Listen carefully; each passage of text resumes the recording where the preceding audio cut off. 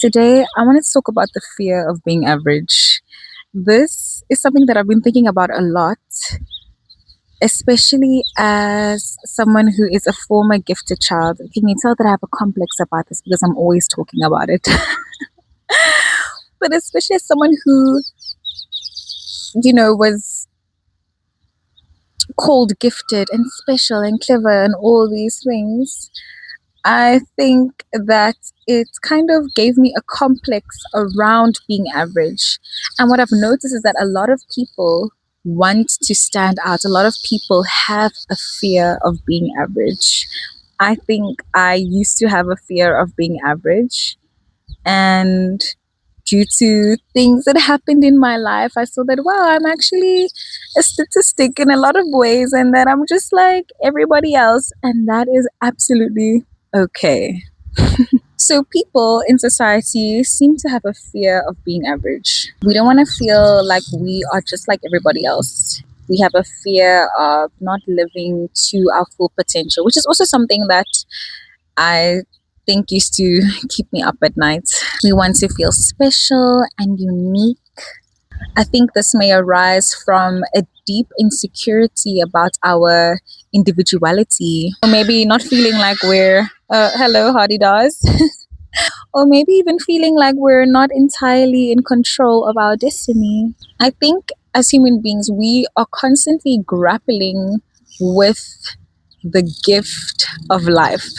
The gift. Some of us don't want to be here. It's a nightmare. So none of us asked to be here. None of us asked to be born. None of us asked to be alive. One day we discovered that we were alive and we suddenly had consciousness. The other word I was going to use was time. Time alive, time on earth. So, what are you going to do with your consciousness? The world keeps telling us what we should be doing with our consciousness, or how we should be living, how we should be feeling, who we should be. But ultimately, consciousness or free will is ours. This means that we have the power and the agency to use it as we please. I believe that societal, social, familial, economic pressures arise when we don't get to use our free will in the way that we want to. I don't think it's a bad thing to feel those societal pressures, because I think that it can prevent us from being a danger to other people. But if you're not using your free will in the way that you want to, so if you don't have avenues for self-expression or to be yourself or to be authentic or to live honestly, it can make you feel trapped. The reason why I made this video in the first place is because I want you to know that you, the average human being, is pretty incredible. So there's absolutely nothing wrong with being average. So let's get into some definitions. I love looking at the dictionary and seeing what words actually mean, because I think the other thing that makes words like average hurt a little bit is the connotation, so the feelings and the meanings that we assign to these words. But let's look at what the dictionary says. So in maths, the word average just means the answer or the number that appears the most. In science and statistics, average just means the standard, usual, or typical. It is also the midway between two extremes. There are going to be so many instances in our lives where we display patterns or behaviors that are typical. That doesn't take away from our individuality. There are so many pieces and aspects of us. The combination of the different parts of us is what makes us unique, because nobody else in the planet has that specific combination. Also, the things that make us typical are an opportunity or an avenue for us to connect to other human beings. We have our humanity in common. So, I'm not sure if I've managed to convince you that being average is not the worst thing in the world, but I found some cool facts about the average human being. Do you guys hear the birds? Hello, birds. All right, so here are some facts about the average human being. We all have a unique tongue print.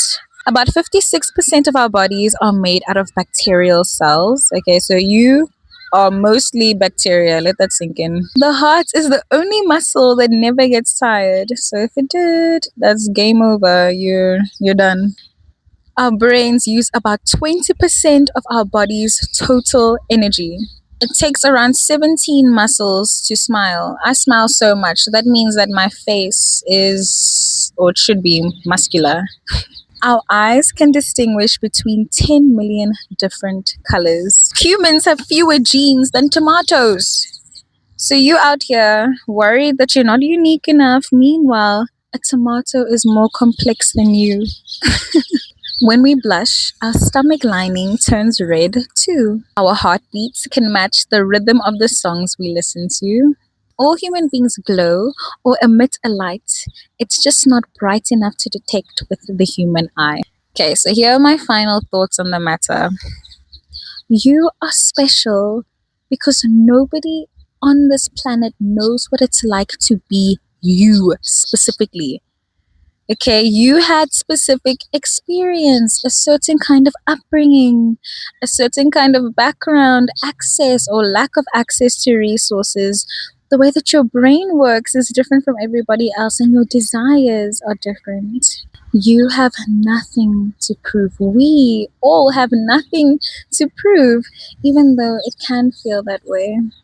The reason why I'm emphasizing this is because I want people to relieve themselves of that pressure to stand out and to make something of themselves. You already are. You are already valuable and worthy. There is nothing that you can do or not do to take away from your worth or your value or how special you are. I would like you to ask yourself, am I really being true to myself? Have I chosen a path of peace, contentment, and personal fulfillment without harming others? And this ties in with our free will and agency. If you didn't hear anything else that I said in this video, this is what I want you to take away.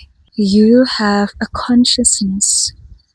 What would you like to do with yours? If you stayed to the end, thank you so much for watching the video. This is a fun one to plan out. It's a little bit more thought out than the last few.